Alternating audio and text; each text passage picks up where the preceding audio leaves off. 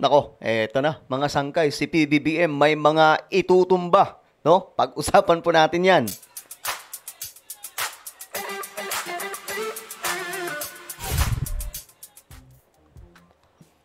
Hello guys, this is me, Sangkay Janjana. I'm back for another vlog today. How are you guys? I hope na ayos lamang po tayo dyan. At eto, pag-usapan po natin mga sangkay itong patungkol po dito sa malaking gagawing hakbang ni BBM. Mukhang mayroon pong mga tatargetin ngayon. At mayroon pong tatapusin na si PBBM. Anyway, shoutout ka pala sa lahat ng mga solid sangkay, no? Comment down below hashtag solid sangkay kasama pong inyong mga lugar para magkakilala po tayo. Sa mga hindi pa po dyan nakakapag-subscribe, guys, tayo po ay road to 2 million subscribers na. Ano pang hinihintay mo? Makikita nyo po yung subscribe button sa baba ng video na to. I-click nyo lamang po yung subscribe, i-click ang bell, at i-click nyo po yung all. Sa mga nanonood po sa Facebook naman, i-follow nyo po yung ating Facebook page. Alright? Ngayon, ito, mga sangkay, pag-usapan po natin itong matinding gagawin daw po ni PBBM ngayon. Ako, gustong-gusto ko to, mga sangkay, kasi may mga isasara, may mga itutumba dito si PBBM. Ayon po dito, mga sangkay, sa balita, palakasan system sa mga LGU, DPWH, tutuldukan. Aminin natin o hindi, mga sangkay, ito po talaga yung sistema at kalakaran sa Pilipinas. Hindi ko alam kung paano ito gagawin ni PBBM, pero mabigat po itong hakbang ng pamahalaan. Kasi hindi po yan ganung kadali mabali, mga sangkay. Kasi yan po ay kalakaran sa Pilipinas. Pag malakas ka sa LGU, approve. 'Di ba? Pag malakas ka sa DPWH, ayos. Kaya nga po, mga sangkay, nauso po yung mga pangungontrata ng mga malalakas lang din po sa LGUs o lalong-lalo na po sa DPWH. Pagdating po sa mga project. Ngayon, sila nagugulangan, mga sangkay. Sila po nag-uusap-usap lang din. Ginugulangan po nila yung project. Ito po yung sinuwalat ni PBBM naman na talagang binuksan niya po yung realidad na ito yung sistema ngayon na kailangan natin magkaroon na ng ending. Sabi dito, tutuldukan ni Pangulong Ferdinand Bongbong Marcos Jr. ang palakasan system sa mga local government unit at Department of Public Works and Highways na kalimitang ugat umano ng mga palpak at tiwaling implementasyon ng mga project. Naalala nyo, mga sangkay, may mga project po tayo na biglaan na lamang pong nagkukulaps. Tulay. Yung tulay, mga sangkay, doon sa saan ba yun? Part ng Isabela banda. Diba? Anong nangyari? Bumagsak. Bakit? May problema po, mga sangkay, sa disenyo at pundasyon. So, bakit nangyari yun? Alam nyo na, mga sangkay, kung bakit. Kailangan pa bang i-memorize yan? Sinubukan pa yun, ayusin ni PBBM. Sinubukan pa po nilang, kumbaga, maano man lang, mga sangkay, masagip yung tulay na pinagawa ng nakaraang administrasyon. Pero anong nangyari? Wala, hindi talaga kinaya. Once na palpak talaga ang magiging resulta niyan. Sa una pa lang, palpak ang pagkakagawa ng project. Kita nyo ngayon, mga sangkay, mag-ikot kayo sa Metro Manila. May mga part sa ating sa area ng Metro Manila, o kahit hindi sa Metro Manila, kahit dito sa mga probinsya, may mga part, mga sangkay, sa mga provinces or Metro Manila, kahit dito, doon na lang sa Metro Manila, tingnan po ninyo, mga sangkay, yung kalsada. Umulan lang. Nagkaroon po na matinding baha. Ispaltado naman po sana. Pero nung dumaan ka ulit, warak na yung mga kalsada. Natanggal, nabakbak po yung mga espalto. Ang rason, bumaha. Pero hindi po talaga yun yung rason. Ang pinaka-reason doon, substandard yung pagpapagawa. Yan po ang nangyayari, mga sangkay, kapag may korupsyon sa mga proyekto. Nakakalungkot isipin, mga sangkay, kita nyo, mga kakalsadahan natin, kakagawa pa lang, binabakbak na. Bakit? May pera eh. 'Di ba? Maraming ganyan. mga siraulong, mga opisyal ng ating bansa, mga nasa side po yan ng LGU. Sila po yung nagpapa-implement. Kanal. Halimbawa, yung kanal, ipapaayos, yung drainage. Abay, pambihira, 1 taon inaayos yung drainage. Bakit? Para may makita lamang po na mayroong ginagawa. Di ba ang kukulit?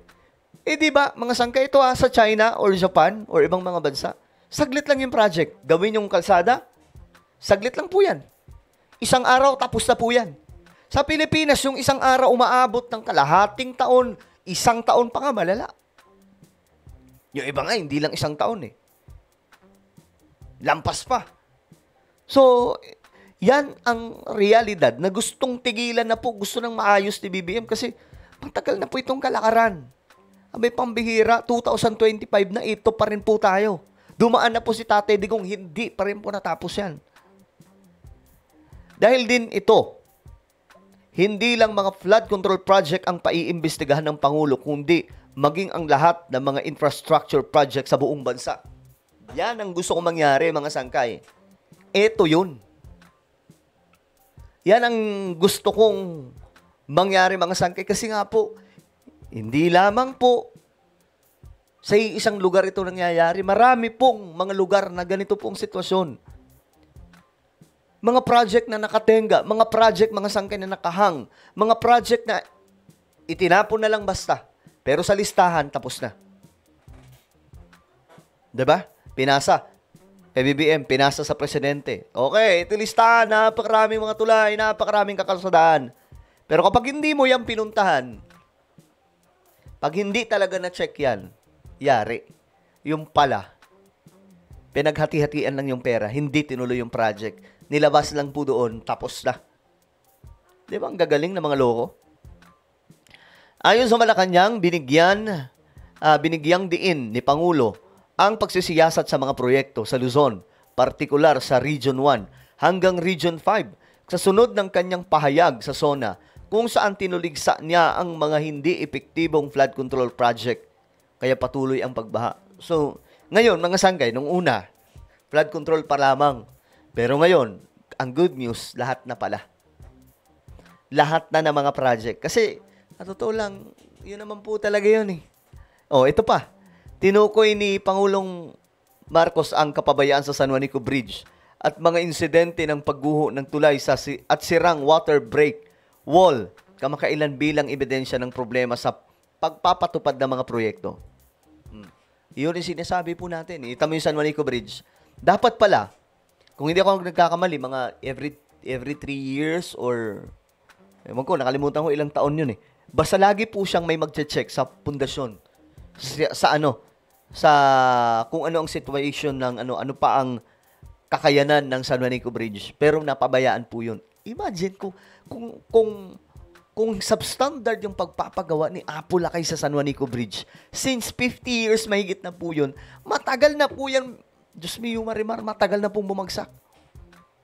Kaya nga mga sanggay, kabado po ako. Isa sa kinaka-alarma ko, yung project na iba na mga malalaki, like, for example, yung tulay doon po sa Cebu. Paano kung kinurap yun? Paano kung substandard?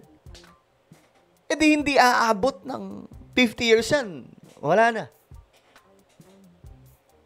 Sipin nyo yung tulay doon sa Samar at Leyte, yung San Juanico Bridge. Dinaanan po yun ng Yolanda. Pinakamalakas na bagyo sa buong mundo. Ano nangyari? Nitipak, wala pong nangyari. Nakasagit na po yun ng dagat Ganun po katindi, ganun katibay ang pagpapagawa ng mga Marcos dyan. Kaya nagulat na lang po si BBM, pambira, pinabayaan pala yung San Juanico Bridge. Matagal na panahon na wala pong ginawa ang national government para po tuloy-tuloy. Yun yung problema, mga sangkay. Yung mga, porke tapos na yung project, pababayaan na. Hindi po dapat ganun Tapos na, pero kailangan tignan, okay, kung ilang taon lagi, merong ganun mga sangkay, hindi naman po tayo engineer, pero ganun po ang sistema. Tinitingnan po talaga yun. Git ng Pangulo, pananagutin niya ang mga kontratistang nagpabaya, hindi tumapos o pinabaya ang nakatiwangwang ang mga proyekto. Kabilang sa mga parusang kakaharapin namang ito ang pagkansela sa lisensya, pagbabawal sa hinaharap ng government na hinaharap na government contract, pagsasapubliko ng pangalan at pagsasampa ng kaso. Yari kayo ngayon. Talagang ligwak kayo ngayon. Yari sila talaga ngayon. Kita niyo ang gagawin? Una ang gagawin, mga sangkay, kakanselahin ang lisensya nila. Yung mga kontratista yan. Karamihan pa naman daw ng mga kontratista, mga hawak din po ng government, pinsan, o di kaya sila talaga yung may-ari, kapatid lang yung pinapagalaw. Diba? Pagbabawal sa hinaharap na government contract. Pagbabawal hindi lang ngayon, kundi sa mga susunod pa ng mga kontrata ng gobyerno. Ano pa? Pagsasapubliko ng pangalan at pagsasampa ng kaso. Yari kayo. Pahiya, malala po talaga. Pahiya, malala, pambira. Kasi ito po talaga yung nakakalungkot na kalakaran eh. Ayan ani pa ang ulo, wawakasan niya ang palakasan system sa gobyerno kung saan ang mga may koneksyon ay nakakalusot sa pananagutan. Well, do you agree mga sangkay? Nag-agree ba kayo sa gagawing hakbang ngayon ng presidente? Comment down below. Meron po tayong YouTube channel, Sangkay Revelation. Hanapin nyo po ito ngayon sa YouTube. Kapag nakita nyo na, i-click nyo po yung subscribe, i-click ang bell, at i-click nyo po yung all. Ako na po yung magpapaalam. Mag-iingat po ang lahat. God bless everyone.